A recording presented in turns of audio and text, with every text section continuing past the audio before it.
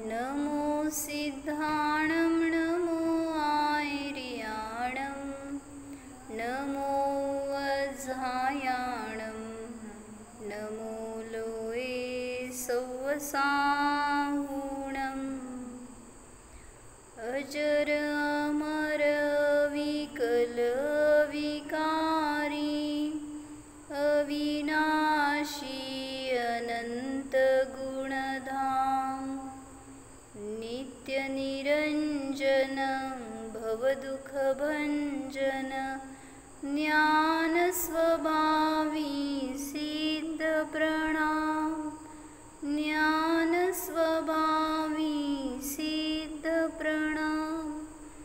जय बोलो अनंतानंत सिद्ध भगवान की जय।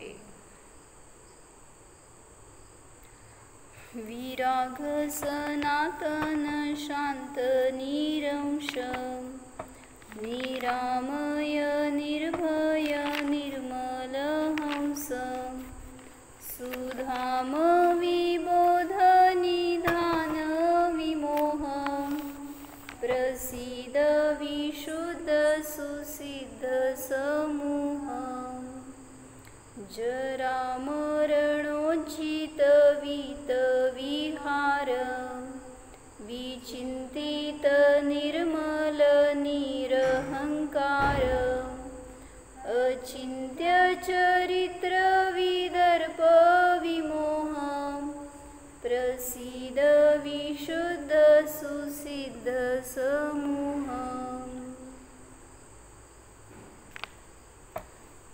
अचिंत्यला विसरायचं म्हटलं तर अचिंतच येते सगळीकडून, चिंतन करायचं नाही म्हटलं तर त्याचंच चिंतन।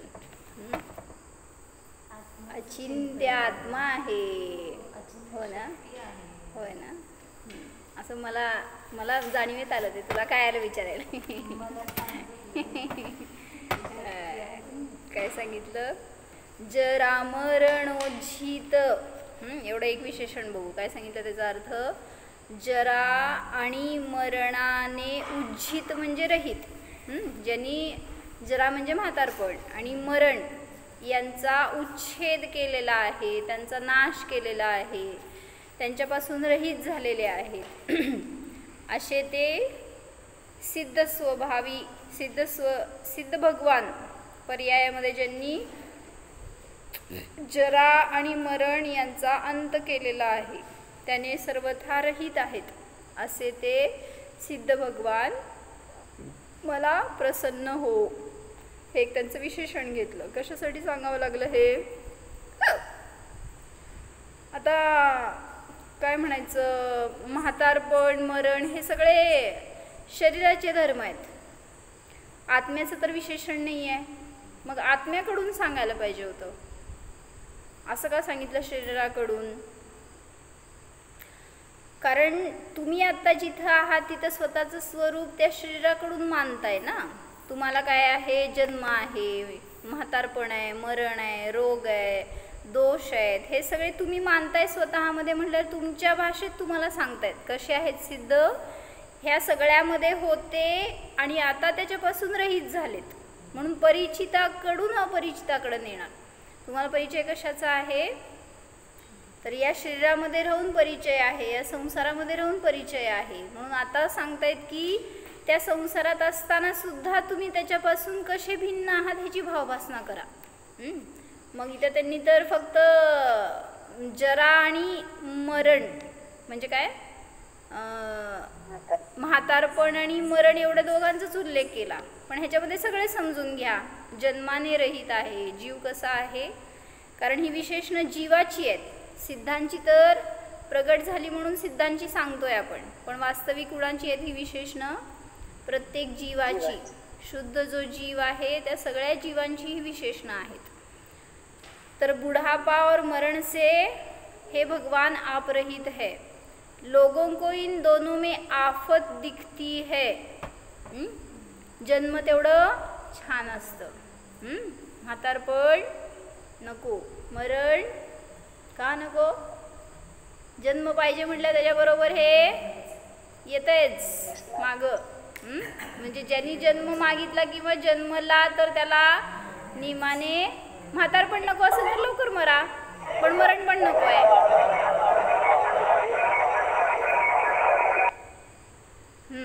तर काय सांगायला लागलेत म्हणून की ज्याला शरीर आलं त्याच्याबरोबर त्याचे सगळे दोष आले.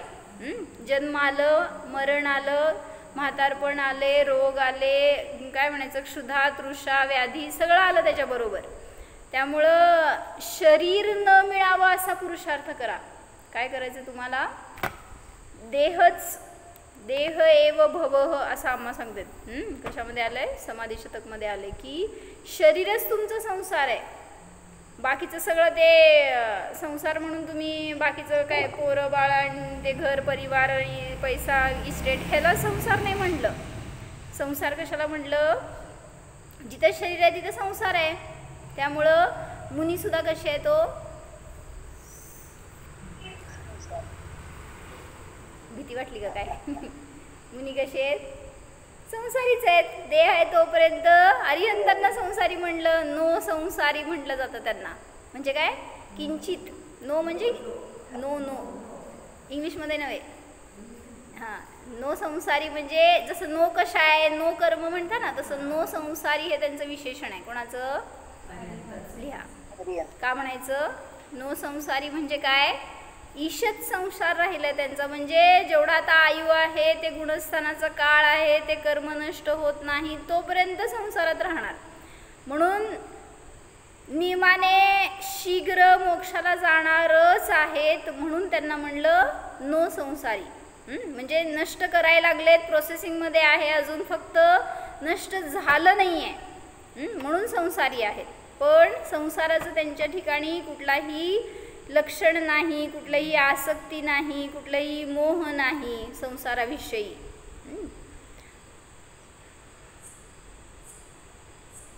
म्हणून काय सांगितलं? बुढ़ापा और मरण से हे भगवान आप रहित हो, लोगों को इन दोनों में आफत दिखती है. कोणाला म्हातारपण नको आहे म्हणजे असं अनेकांचं ऐकलं आम्ही. एकांना हार्ट अटॅक आला आणि ते अचानक गेले. तर त्यांच्या बहिणींनी, त्यांच्या रिलेटिव्सनी पहिला हळहळ केली की त्रास झाला, आणि मग नंतर काय भाव केले? किती चांगलं मरण आलं. खोकत बसावं लागलं नाही, इवळत बसावं लागलं नाही, दुसऱ्यांकडनं सेवा करून घ्यावी लागली नाही, किती फास्ट असं मला मरण यावं. काय केले? फुकट परिणाम. कळत न कळत मला पण अटॅक यावा आणि असं फास्ट काय म्हणायचं झटक्यात मरण यावं असे भाव केले. म्हणजे फुकट आपण कसे परिणाम करतो, ते मरणारा जीव तर त्याला काय वेदना झाले असतील त्याचं त्याला माहिती. त्याला तसं मरण नको असताना त्याला मरण आलंय आणि तुम्ही त्याचं बघून स्वतः भाव काय करताय? त्याच्यासारखं मरण यावं. म्हणजे हे परिणाम सुद्धा चुकीचे आहेत. असे परिणाम करा की उलट की हो ना. म्हणूनच की आपण तसे आपल्यासाठी निषेध बांधले. तुम्हाला ठणठणीत होतं तुमचं हार्ट, पण आता तुम्ही फुकट वीक बनवलं त्याला या विचारांनी. म्हणजे येणारच अटॅक तुम्हाला असं. म्हणजे कसं मरायचं मग तुम्हाला? हार्ट अटॅक नको, रोग नको, मग कसं मरायचंय? म्हातारपण नको. काय मग सल्लेखना ते काय घेऊ शकत नाही की अशा वेळेला? सल्लेखना घेऊ शकत नाही, बरोबर आहे की.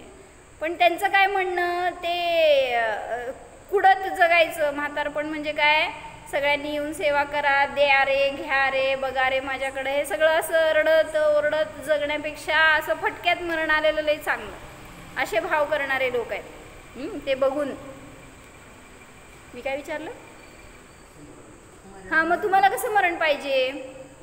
असं मरण नाही करायला पाहिजे हे म्हणले ना मी. तुम्हाला कसं मरण पाहिजे हो? इच्छा करायचीच नाही मरणाची. इच्छा करायची नाही. बरं, नाही तुम्ही मागितलं तरी मी देणार नाही आहे तुम्हाला, माझ्याकडे नाही आहे ते. नाही, पण कसं पाहिजे म्हटल्यावर ते इच्छा झाली. कसं पाहिजे म्हटल्यावर हे सांगायचं, जागृत अवस्थेमध्ये सल्लेखनापूर्वक आत्मज्ञानपूर्वक मला या शरीराचा स्वतःहून त्याग करायचा आहे. शरीराने मला नाही सोडायचं, मी शरीराला सोडावं इतकी आपली ज्ञानाची कणखरता व्हायला पाहिजे. समोर दिसतंय आता मरण, तर जसं हर्षा काकींचं बघितलं असेल तुम्ही, कशी केली साधना त्यांनी. हो, काय वेदना नव्हत्या का शरीरामध्ये? पण ज्ञान कसं होतं? निरंतर ते उपयोग असे लावत होते की बस मला आत्मा दिसावा, दुसरं काय नको. उदय तर खूप त्रास देत असतात त्यावेळेस.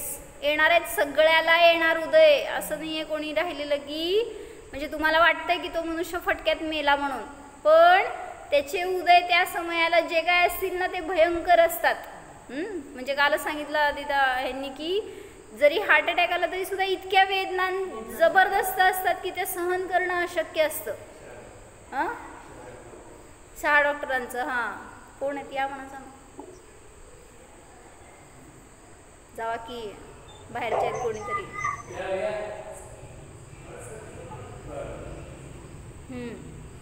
काय सांगितलं? हां, म्हणजे हार्ट अटॅक आला तरी सुद्धा त्याच्यामध्ये काय डॉक्टर काय असतो हार्ट अटॅकची वेदना? कोण कोण डॉक्टर आहे माझ्यासमोर सांगा. तुमचे आवाज म्यूट आहे. छातीत दुखायला सुरू होता, डोक्याला घाम येतो, त्याच्यानंतर उलटी होते, अस्वस्थ वाटतं, कधी असं दगड ठेवल्यासारखं होतं, अस्वस्थ वाटतं, घाम फुटतो, हो, वॉमिटिंग सुरू होत आहे. अजून हा एखादा वॉमिटिंग होतं आणि छातीत दुखतं, कंटिन्युअस दुखत राहतं. म्हणजे मला हार्ट अटॅक शिकवायचं नाही बरं का तुम्हाला. हां, नाहीतर काहीतरी दुसरं शिकाल लोक. म्हणजे ही लक्षणं असतात ठीक आहे, पण मला सांगायचं की हे सगळं झालं तरी सुद्धा त्याच्यामध्ये आत्मा कसा आहे हो, सुरक्षित आहे. कारण आत्म्याला हार्ट नसतं, त्यामुळे हार्ट अटॅक पण नसतो. कोणाला असतं ते एकाने विचारलं ना, देव कसं मरतात? त्यांना हार्ट नाही, अटॅक नाही, ब्लड नाही, प्रेशर नाही, किडनी नाही, फेल्युअर नाही, कसं मरतात ते? नारकी कसं मरतात? काहीच नाही त्यांना, हो की. पण सहज मरण असतं हे सांगायचंय हो. असं काय तुम्हाला या व्याधींनीच मरायला पाहिजे असं नाही आहे. म्हणजे मरण तर प्रत्येक जीवाला आहे, प्रत्येक गतीमध्ये, प्रत्येक अवस्थेत, कधीही कुठंही आहे. फक्त त्यांचं निश्चित म्हणताय तुम्ही एवढंच की विशिष्ट काळ आहे ते त्यावेळेस ते मरतात, असं काय अकाल मरण नसतं त्यांना, एवढंच फक्त डिफरन्स. पण तरीसुद्धा मरण तर आहे. म्हणून सांगितलं कसं मरायचं हे तुम्ही आत्ता जिवंत असताना, चांगले असताना ठरवून घ्या. म्हणजे तसं मिळेलच मरण असं नाही, पण फेस करायची शक्ती तरी येईल ना आपल्यामध्ये. जरी मला असे काय उदय आले, समोर एखाद्याचं आपल्या रिलेटिव्हचं वगैरे मरण झालेलं दिसतंय, मग त्याला जसे उदय आले तसे कदाचित मला आले, तर मी कसं फेस करणार त्या कंडिशनमध्ये? मी स्वतःला कसं स्थिर करायला पाहिजे? ॲक्सिडेंट झाला समजा, काय कोमात गेलाय मनुष्य, किती दिवस, दिवसेंदिवस, महिने, वर्षभर तसा कोमा अवस्थेमध्ये पडलेला असेल एखादा जीव. काय केलं हो त्याच्यामध्ये? घरचे फुकट हे विचार सुरू करतात, कधी मुक्त होणार हा, किंवा कधी मी मुक्त होणार त्याच्यातनं. म्हणजे असं मरण नकोय. म्हणजे म्हणून म्हणलं ना, एवढीच विचार करा की काय धनशिका की जागृत अवस्था असावी, म्हणजे मला आत्म्याचं भान असावं किंवा ज्ञान माझं सतर्क असावं. असं बेहोशीमध्ये, झोपेमध्ये मरण न यावं. कारण झोपेमध्ये जरी मरण आलं तरी कुगती होते, माहिती आहे. ॲक्सिडेंटमध्ये मरण आलं तरी सुद्धा दुर्गती होते. म्हणून अटॅक आल्यावर कसं मरण होतं विचारायला पाहिजे. म्हणजे ते पण अकाल मरणच झालं ना, असं अवेळी आलं किंवा असं म्हणणार आता त्याला अकाल मरण म्हणून. निश्चित तर असतंच की, पण तरी सुद्धा असं अवेळी काय कारण नसताना मरण आलं तर अकाल मरण म्हणतात. त्यांनी तर ते तेवढं बांधलं, त्यालाच तेवढंच भोगायला मिळणार आहे. पण ते 100 वर्ष जगणार आहे असं वाटत होतं आणि तो 50व्या वर्षी मेला, तर त्याला अकाल मरण म्हणतात असं. तर मला सांगायचं आहे, मरण कुठल्याही रूपात येऊ देत, पण त्याला घाबरायला नकोय, त्याचं भय नको. कारण जीवाला तर, म्हणून आत्तापासून जीवाला भिन्न जाणण्याचा प्रयत्न करा, तर तिथं समजणार की मरण हे मला नाही आलं. मरण तर शरीराची फक्त वियोगाची दशा आहे एवढंच, पण माझ्यामध्ये मरणाचा काय दोष नाही, त्रास नाही, दुःख नाही, कारण मी तर सर्वथा मरण रहित आहे. जो आत्महत्या करतोय नी, तो जीव म्हणे गर्भात आले की 9 महिने व्हायच्या आधीच मरतोय म्हणे. म्हणजे 2 महिने 6 महिने असं वाच. बर. आणि असं पण सांगितलं ना मग की तो आत्महत्या करेल तर अनेक भवामध्ये त्याला ते परिणाम होतात आणि तो अनेक भवात आत्महत्येचा प्रयत्न करतो. म्हणून हत्या करायचा तर प्रयत्न करायचंच नाही आहे. आत्म्याला जगवायचं आहे. आत्मा तर जगणारा आहे, त्याला मारून काय करायचं आहे. मरण तर नॅचरल येणार आहे तुम्हाला, म्हणजे शरीराच्या संयोगात आहे म्हणून मरण, नाही तर जीवाला तर मरण नाहीच. आता असंच मध्ये एकांचं ऐकलं, एक जण आले होते प्रतिक्रमणासाठी माताजींकड. त्यांची मुलगी किती 18-19 वर्षाची आणि काय रोग नाही, काय नाही, शरीरामध्ये काय व्याधी नाही. ॲक्सिडेंट झाला, ऑन द स्पॉट गेली.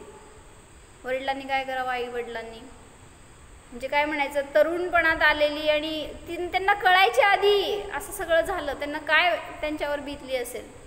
म्हणजे आपलं मरण तर आपण सावध व्हायलाच पाहिजे, पण तुमच्याबरोबर असणाऱ्या इष्ट परिजनांचं जरी मरण झालं तरी तुम्ही अस्थिर होणार. मग तिथं कसं फेस करणार. म्हणजे ते तर घरी कामाला गेलेले, ही कॉलेजला गेलेली, कॉलेजवरून येताना रस्त्यावर ॲक्सिडेंट झाला आणि तिथल्या तिथंच. आता कोणाला काहीच माहीत नाही आहे घरामध्ये वगैरे, आणि मग समजल्यावर त्यांची हालत काय असणार. म्हणजे तिथं मदत करणारा धर्म असतो, तिथं मदत करणारं आपलं ज्ञान असतं आपल्याला स्थिर ठेवणारं.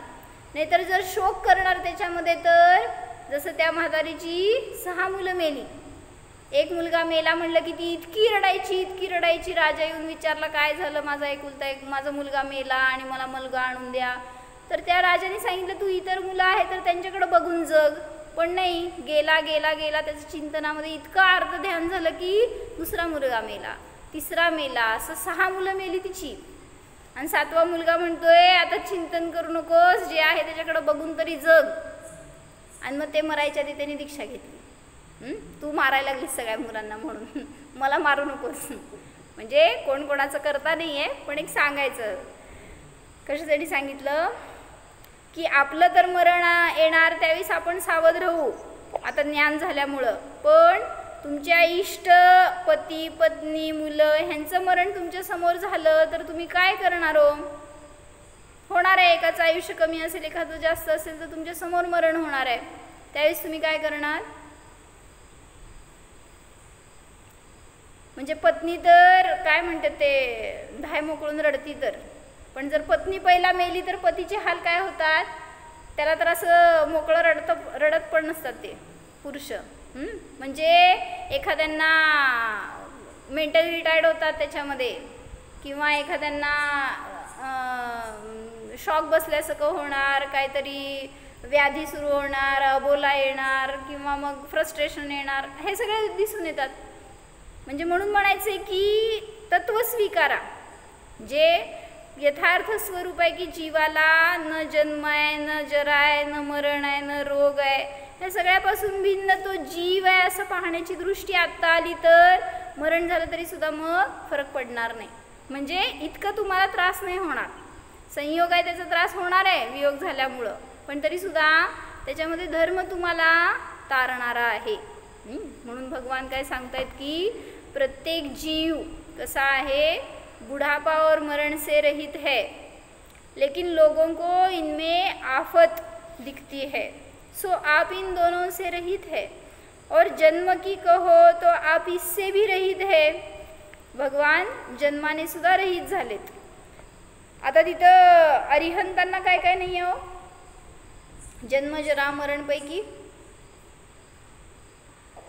सिद्धांना सगळं नाही आहे, अरिहंतांना काय काय नाही आहे.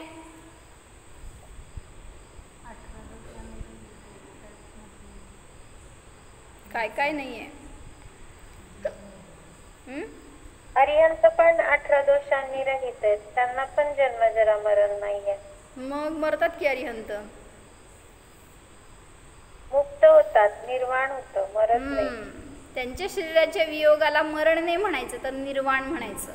त्यामुळं मरण म्हणलं की भीती वाटते. त्यामुळं आपण पण काय म्हणतात माहिती का डॉक्टर लोक, मेला म्हणून सांगत नाहीत बाहेर येऊन. जर समजा पेशंट आत मेला तर काय म्हणतात, बॉडी घेऊन जा. नाही नाही असं नाही. सांगायचं असेल त्यांच्या रिलेटिव्हजना तर कसं सांगतात तो, आय एम सॉरी म्हणतात. आय एम सॉरी म्हणतात. समजून घ्या पुढचं मागचं काय असेल ते. नाहीतर आय एम हेल्पलेस म्हणणार, नाहीतर सब भगवान के हवाले म्हणणार. हां म्हणजे कशासाठी सांगत होते? हां, अरिहंतांना मरण नाही आहे, पण तुम्हाला मरण आहे तर मरण येणार ह्याची तयारी ठेवा. नाही मला काय तर सांगायचं होतं. काय सांगत होते? अरिहंतांचा जन्म जरा मरण नाही आहे, त्यांच्या मरणाला निर्वाण म्हणतात. हां, तुमच्या मरणाला तुम्ही हां असं म्हणतात, हे सांगायचं होतं मला. जरी आपण घरातले एकमेकांना काय सांगायचं असेल, रिलेटिव्हजना सांगायचं असेल तर मेला म्हणून सांगत नसतात फोनवर, शांत झाला म्हणतात. नाही तर सिरियस असतं, नाही हो झालं पुढची स्टेप आता, तर शांत झाला असं म्हणतात. माहीत आहे, एक्सपायर झाला. बरं इंग्लिशमध्येच म्हणायचं आहे ना, जाऊ दे चला. म्हणजे असं ते शब्द मरण सुद्धा भयानक तुमच्यासाठी. म्हणजे असं त्याला एवढं धाडस नाही आहे का तुमच्यामध्ये मरण म्हणलेलं, मेला म्हणलेलं सहन करायला? का नाही तेच सांगायला लागले मी. गेला म्हणतात, मेला नाही म्हणत. बर गेला, गेला. आमच्यात गेला बी ऐकलं नाही आम्ही. असं शांत झाले असं म्हणतात. अजून काय म्हणतात? वारले. बर बर जाऊ दे. म्हणजे मरण शब्दाला घाबरता काय तुम्ही, असं मला म्हणायचं. मेला, मेलो, मेली, हां असं नाही म्हणलं जात. बरोबर आहे, घाबरा म्हणून. तर म्हणायचं की आपलं मरण सुद्धा येणार आहे एक ना एक दिवस, तर त्याला सामोरं जायला पाहिजे, त्याच्यापासून दूर नाही पळायला पाहिजे. ते परवा एक व्हिडिओ आला होता, त्याच्यामध्ये यमराज गेला एका बाईकडं आणि म्हणला चल मी तुला न्यायला आलो, तुझं वेळ संपली आहे. लय काय काय मोठं होतं बरं का, त्यात थोडंसं 2-4 वाक्य चांगली वाटलेली. तर ती म्हणती, तो म्हणायला लागला तुझं वेळ संपला आहे, लवकरावर मला माझ्याबरोबर जायचं आहे. थांबा थांबा थांबा थांबा म्हणली ती. कोण कुठले तुम्ही, मी बोलवलं आहे का तुम्हाला, इथं का आलाय, तुम्हाला वेळ नाही तर इथं कोण थांबायला सांगितलं आहे, असं ती त्याच्याबद्दल बरोबर हुज्जत घालती आहे. मग तो आपलं सांगतोय की मला ऑर्डर आहे की तुला घेऊन जायचं आहे, तुझं वेळ संपली आहे भूतलावरची. कोण सांगितलं तुम्हाला माझी वेळ संपली आहे? इतकं माझ्यासमोर काम आहे, ते तर फ्रीजमध्ये भाजी ठेवली निवडायची. तर माझं काम झाल्याशिवाय मी कुठं सुद्धा येणार नाही. मग म्हटलं यमराज ठीक आहे, तुला किती वेळ लागणार आहे भाजी निवडायला? ती म्हणली ते झालं, हे काम आहे ते काम आहे, ते सगळी कामं व्हायला 2 तास तर लागतील. तो म्हणला ठीक आहे मी 2 तास थांबतो. नाही म्हणला 2 तास झाल्यावर काय, माझ्या पोराची एक्झाम आहे उद्या, मला अभ्यास घ्यायचा आहे त्याचं. मग उद्याची एक्झाम, परवाची एक्झाम आहे, मग किती दिवस तुझी एक्झाम आहे पोराची? ती म्हटली 15 दिवस तर चालेल. बरं मी 15 दिवस थांबतो, मग तू चल माझ्याबरोबर. ती म्हणती की असं कसं, एक्झाम झाल्यावर मुद्दाम आम्ही नणंदची लग्नाची डेट ठरवली आहे, केव्हापासून वाट बघते नणंद घरातून जाऊ दे म्हणून. आणि मग तेव्हा तर माझं स्वर्ग इथंच असणार आहे, मी तुझ्याबरोबर कशाला येऊ? यमराज म्हणला ठीक आहे नंदेचं लग्न झाल्यावर येतो. हे म्हणली नाही नाही नाही आता नाही जमायचं ते. असं तिने अनेक कारणं सांगितली. मग सासूबाईंचं ऑपरेशन आहे म्हणली डोळ्याचं, मग ते ऑपरेशन म्हटल्यावर मला केअर घ्यावं लागेल, त्यांचं जरा सेवा करावी लागेल. आणि तू जर मला आत्ता घेऊन गेला आणि सासूबाईंच्यावर संकट आलं आणि त्यांना त्रास व्हायला लागला तर लोक काय म्हणतील मला? ही चांगलं सेवा करायचं सोडून मेली निघून गेली म्हणून. म्हणजे मला असलं मरायचं नाही. आणि ती यमराजाला पळवून लावती.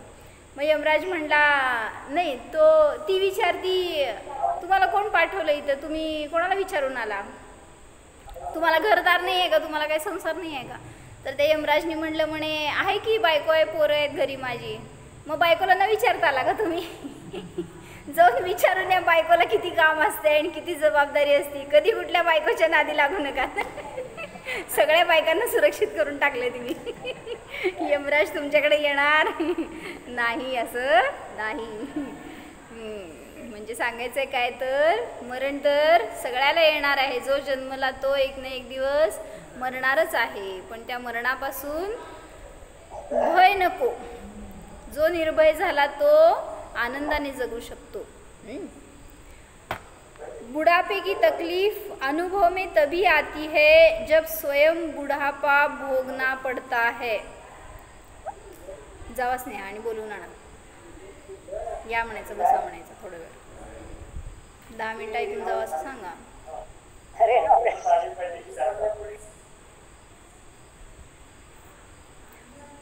जहाँ शरीर जीर्ण होने लगे वह है जरा. जरा कशाला म्हणायचं? उस दशा का विचार करने से वैराग्य के परिणाम होते हैं. ऐसा होता है बुढ़ापा. जहाँ शरीर जीर्ण होने लगे वह है जरा. सो हे भगवान, आप जरा से रहित है, क्योंकि शरीर ही नहीं है और शरीर रहित है और मरण से भी रहित है. ज्याला शरीरच नाही आहे त्याला जन्म कसला आणि जरा कसली आणि मरण कसलं, ह्या सगळ्यांनी पण तो रहित आहे. क्योंकि शरीर ही नहीं है. बुढ़ापे में कमर लचक जाती है, झुककर चलना पड़ता है, मानो अब खोई हुई जवानी को ढूंढ रहा हो. काय कळलं? का वागतो माहिती आहे का? कुबड काय काय म्हणायचं, म्हातारा झाल्यावर वागतोत ना. का वागतो? जवानी किधर गिर गई है देखते, ढूंढ रहे हैं असं सांगायला लागले, म्हणून तो वाकलेला असतो. बुढ़ापे में कमर लचक जाती है, झुककर चलना पड़ता है, मानो खोई हुई जवानी को ढूंढ रहा हो. अथवा जवानी में घमंड से जो अकड़ कर चलता था, सो बुढ़ापा मानो सीख दे रहा है कि अकड़ना ठीक नहीं है. आखिर वह झुकने के लिए बाध्य करता है. काय कळलं? का वागतो म्हातारा मनुष्य? कारण आयुष्यभर ताठ जगलेला असतो, अहंकाराने जगलेला असतो. तर त्याला सांगतात की बुढापा शिकवण देते की तू आता जे आयुष्यभर नाही केलं ते आता कर. म्हणजे आयुष्यभरामध्ये तू कधी वाकला नाहीस तर आता वाकून नम्रता शिकवली त्यांनी, असं सांगायचं आहे. म्हणून म्हणलं की तो वो झुक जाता है. बूढ़ा और तो क्या, प्रिय कुटुंबियों के लिए भी भारभूत हो जाता है, सम्मानहीन हो जाता है. म्हणजे काय, त्या परिजनांना पण तुमचा भार वाटू लागतो. जेव्हा तुम्ही आता जर ज्ञान नसेल ना तर त्या जीवाचा भार वाटतो लोकांना. पण ज्ञानी असतील तर त्यांच्याशी काय म्हणायचं, त्यांच्याबरोबर बोलण्यात, त्यांच्याकडनं ज्ञान घेण्यात, त्यांच्याशी काय चर्चा करण्यात आनंद येतो. जरी ते वयस्कर आहेत, जरी पराधीन आहेत, तरी सुद्धा तिथं कोणाला त्याचं ओझं नाही वाटत. म्हणून तुम्ही काय करायचं आहे हो, म्हणजे आता फॉर एक्झाम्पल आता जयश्री काकी आहेत, निरंतर त्यांना घरातलेच नाही बाहेरचे परगावचे सगळे लोक ज्ञानाने अटॅच आहेत. अजून सुद्धा त्यांनी तर एका ठिकाणी बेडवर, पण त्यांची ज्ञानाची धारा अशी आहे ना की ते स्वतःसुद्धा अध्ययनामध्ये रत आणि इतरांना सुद्धा बोध देत आहेत. त्यांच्या त्या चर्येतून सगळ्यांकडून काय मिळेल ती घ्यायची तयारी त्यांची. आणि त्यामुळं असा जीव कोणावर भार नाही वाटत. म्हणून ज्ञानाची साधना करा ना तर तिथं ते कटकट नाही वाटणार किंवा तुम्ही म्हणजे ओझं नाही वाटणार इतरांना.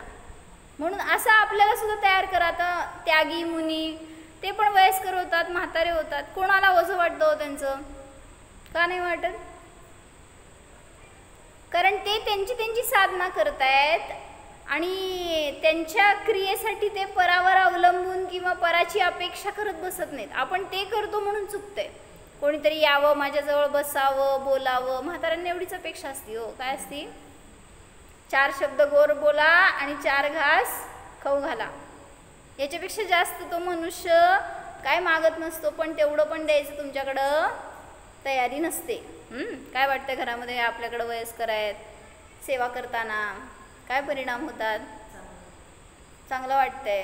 म्हणजे ज्ञानामध्ये आहेत ना ते पण, मग तुम्हाला ज्ञान देत आहेत, ज्ञानातून काहीतरी बोध देत आहेत. त्यामुळं अशा जीवांचा संपर्क असावा आपल्याला. आपल्याला सुद्धा आपल्या जीवनासाठी बोध मिळतो त्याच्यातून. म्हणून चिंतनाला एक धारा, एक विषय असेल ना तर कुठलीही स्टेज असू दे जीवनातली, त्याच्यामध्ये भार नाही वाटणार स्वतःचं स्वतःला सुद्धा. नाहीतर अनेक लोक हेच विचार करतात कधी मरण येणार. का असे विचार काय येतात? कंटाळलेले असतात जीवनाला, कधी मी मरेन, कधी हे सगळं संपेल, असं का विचार येतो? कुठल्या दशेमध्ये येणार असे विचार? तो सुद्धा पराधीन असणार, म्हणजे तुमच्याकडे कोणी बघणार नाही. ज्या दिवस अंतरुणाला पडून करून असते, आजारी असते, त्यांना तसं वाटते असं तुला वाटायला लागलंय. अजून पण अनेक लोक अशी आहेत की जरी अंतरुणाला नाही असली तरी सुद्धा असे विचार करतात कधी मरण येणार, किंवा कधी मी ह्यांच्या सगळ्यातनं सुटणार, कधी माझा सगळा त्रास संपणार, असं अनेकांना वाटतं. पण हे वाटणं चुकीचं आहे, कारण मरण हे आपण मागितल्यावर मिळणार नसतं. ते जेव्हा येणार तेव्हा स्वीकारावं लागणार, हेच आहे रियालिटी. म्हणून सांगितलं काय की स्वतःचं मरण असो किंवा समोरच्याचं मरण असो, सगळ्या परिस्थितींमध्ये जीव सावधान राहावा. जीवामध्ये एवढंच कर्तव्य आहे आपलं. काय म्हणले ते? काय म्हणले?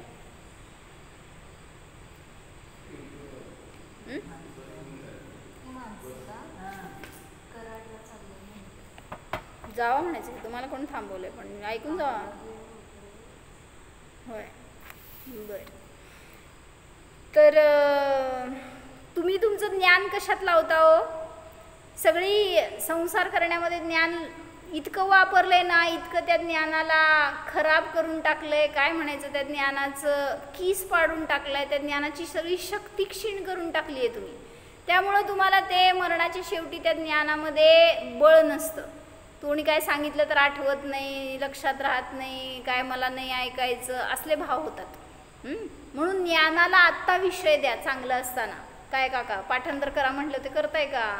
जे आहे ते पण विसरून चाललंय ना, ते म्हणत राहा ना, म्हणजे मग रिकॉल होत असणार तर चिंतन करा त्याच्यावर. जे काय आपण पाठ केलेलं आहे ते, त्या चिंतनाने आपली धारणा वाढत जाते. काय म्हणले? म्हणा बघू पाचवं श्लोक.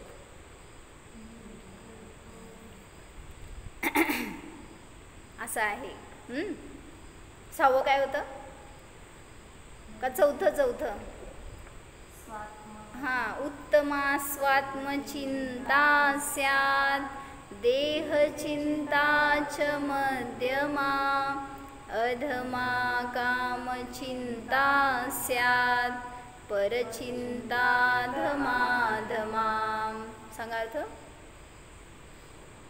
उत्तमा स्वात्मचिंता स्यात्. चिंतन करायचं आहे ना तुम्हाला, चिंता नाही करायची आहे, चिंतन करायचं आहे. तुम्ही मरायच्या समोर असताना चिंतन करता का चिंता करता हो? अजून मरायचं आहे म्हणा की आम्ही. पण जे करणार त्यावेळेस काय करणार हे विचारायला लागलं. काय करणार? तर चिंता करणारा नियमाने दुःख भोगतो आणि चिंतन करणारा सुखाचा अनुभव करतो. म्हणून उत्तमा स्वात्मचिंता. आता या श्लोकामध्ये चिंता म्हणत असताना चिंतन अर्थ घ्या. आत्म्याची चिंता म्हणा किंवा अनुभव म्हणा, तो उत्तम आहे, तो विचार. उत्तमा स्वात्मचिंता स्यात् देहचिंता च मध्यमा. म्हणजे काय? जी पर्याय मिळालेली आहे, जे देह मिळाले आहे त्याच्याविषयी जे काही तुम्ही त्याचं उदरनिर्वाहाचा प्रश्न, व्यापार, धंदा, परिवार, ह्या सगळ्याचं या शरीराशी रिलेटेड जे काय आहे कार्य, त्याची चिंता करता ही मध्यम आहे. म्हणजे गृहस्थी आहात तर ते करणार, हे सांगितलं आचार्यांनी, मान्य केलंय, तुम्हाला ते विचार येणार, पण ती काय उत्कृष्ट नाही आहे, चिंता मध्यम आहे. पुढं काय सांगितलं? अधमा काम चिंता स्यात्. म्हणजे काय? विषयभोगाची इच्छा, त्याची चिंता, त्याचे विचार, त्याचे विकल्प, तेच सतत चिंतन, हे अधम आहे. अधम म्हणजे निकृष्ट आहे. आणि त्याच्याने तुम्हाला तुमच्या जीवाला तर काहीही फायदा नाही. पाच इंद्रियांचे भोग आणि त्याचे विचार नियमाने आकुलता उत्पन्न करणारे आहेत. म्हणून ते अधम आहेत, निकृष्ट आहेत, हे आहेत, त्याज्य आहेत. आणि त्या पुढं सांगितलं काय? प्रीतीभाभी काय सांगितलं? परचिंता धमाधमा. म्हणजे काय सांगा? तुम्हीच सांगणार आहे मला. अधम हे अधम काम आहे. काय? अधमातले अधम. काय पण अधमात अधम काय आहे? परचिंता. हा, त्या पराला नाव ठेवा हो, हे सांगाले मी. परमचिंता. प्रतिभाबींच्या मुलाचं नाव परम आहे हो. मग परमचिंता अधमात अधम आहे. परमात्म्याचं नाव आहे खरं बरं का. आत्म्याची चिंता करा तर उत्तम आहे, पण तुम्ही परमची चिंता करता तर अधमात अधम आहे. म्हणजे बाहेर कोणाची चिंता करायला गेलात तर ते सगळ्यात निकृष्ट तर आहे, जे तुम्हाला कधीही त्या चिंतेतून बाहेर काढू शकणार नाही. म्हणून पराशी अटॅच आहे, संयोग आहे तोपर्यंत ठीक आहे, पण संयोग आहे म्हणून त्याच्यामध्ये संयोगी भाव करायला पाहिजेत, आपलं एकत्व ममत्व करायला पाहिजे, त्याच्यासाठी आकुलित व्हायला पाहिजे, गरजेचं नाही आहे. कारण तुम्ही जसं चिंतन करता तसं ते थोडी समोरचं परिणमन करणार आहे. म्हणून अचिंत्य राहा. म्हणजे काय? चिंतारहित राहा तर अचिंत्य सुद्धा सुधारेल. अचिंत्याची चिंता आहे म्हणून. म्हणजे अचिंत्य पोराचं नाव आहे बरं का, अचिंत्य स्वभावाचं नाव सांगेन मी. तर त्या अचिंत्याची चिंता केली तर त्याचं बी भलं नाही आणि आपलं बी भलं नाही.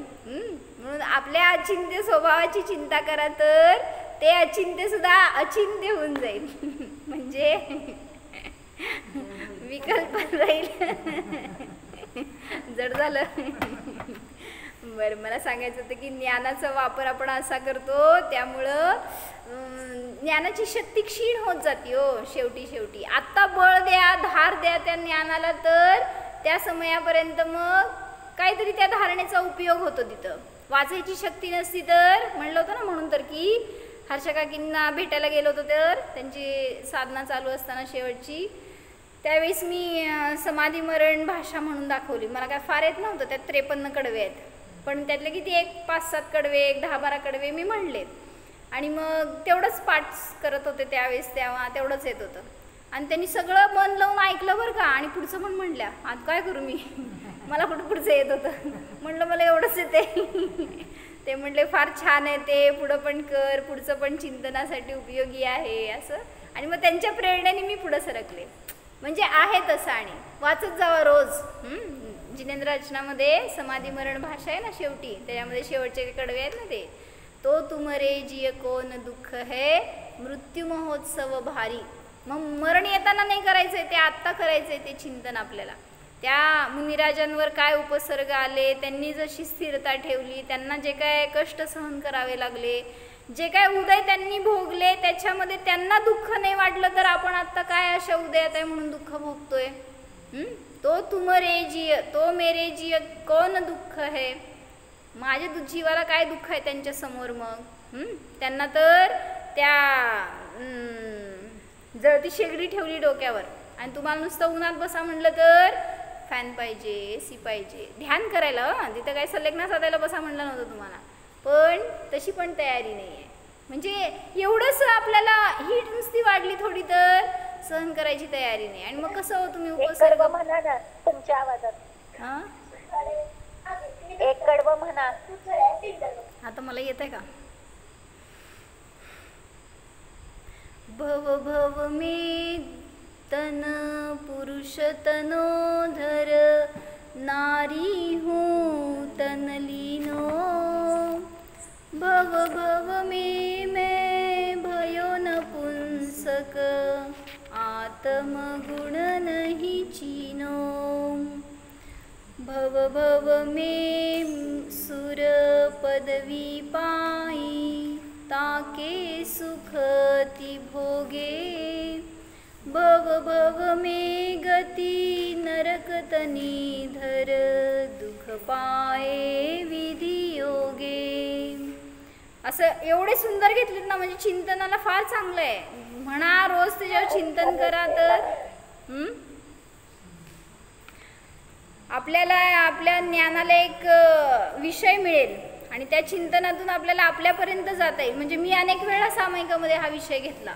म्हणजे हे काय अवघड नाही आहे बघा की. भव भव मे तन धार नये मै, भव भव शुभ संग पायो. भव भव मे नृप रिद्धी लई मे, मात पिता सुत थायो. काय नाही झालं मी अनेक भवाभवामध्ये अनेक शरीर धारण केले, शुभ संग मिळाला, राजा झालो, अनेक वृद्धी प्राप्त झाल्या. कधी माता नाही झालो का मी? कधी पिता झालो नाही का? कधी पुत्र झालो नाही का? सगळ्या स्टेजमध्ये जाऊन आलोय. कुठलं नाही झालं, घेतलं नाही पद असं नाही आहे. मग तिथं मी काय सुख मिळवलं म्हणून आता पण त्याची इच्छा करतोय. म्हणजे मला काय बनायचं आहे? धनिक बनायचं आहे, मला आई बनायचं आहे, मला राजा बनायचं आहे, मला PM बनायचं आहे. हे सगळे इच्छा करतायत ना, तर सगळ्या पदांमध्ये तुम्ही जाऊन आला हे सांगायला लागले. मग ते प्रत्येक पदावर चिंतन करा. मी काय काय नाही, पुरुष झालो नाही का मी? स्त्री झालो नाही का? कधी कुठलं नाही मिळाली पर्यायशी नाहीच आहे. सगळ्या पर्यायामध्ये गेलो आणि मेलो, पण सुख मिळालं नाही. हे त्यांनी घेतलंय. पुढं आहे ना, चौथा आहे बघ कडवं. भव भव मे जिन पूजन कीनी, दान सुपात्र ही दीनो. भव भव मे मैं समव शरण में, देख्यो जिन गुण भीनो. काय कळलं?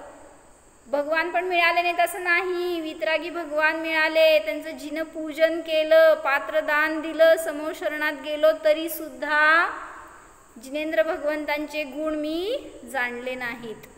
एती वस्तु मिली भव भव में, सम्यक गुण नहीं पायो. ना समाधियुत मरण कियो मैं, ताते जगभर मायो.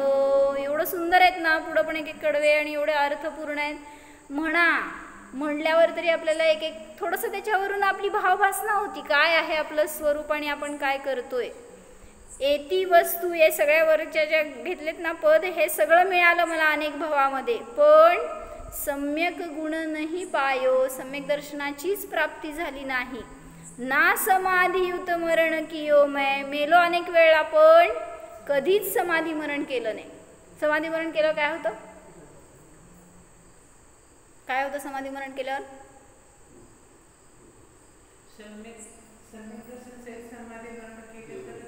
काय होतं? मरणाचं भय संपलं आणि अनेक भवामध्ये आता तुम्हाला काय म्हणायचं, दुर्गती नाही मिळणार, दुष्कुल नाही मिळणार, अल्प आयुष्य नाही मिळणार, सगळं आलंय ना त्याच्यामध्ये. म्हणत रत्नकरण सरावकाचरचं काका, सम्यक दर्शन शुद्धा नारक तिर्यक नपुंसक स्त्रित्वानी, दुष्कुल अल्पायुर्दरिद्रतां च व्रजंती नाप्यव्रतिकाः. असं काहीतरी आहे, मला पण लय येत नाही. तर म्हणजे एकदा सम्यक दर्शन झालं आणि समाधीपूर्वक मरण केलं तर फार कमी भाव राहिले. बहुतेक तिथं काहीतरी 8 भाव राहिले असं सांगितलं जातं.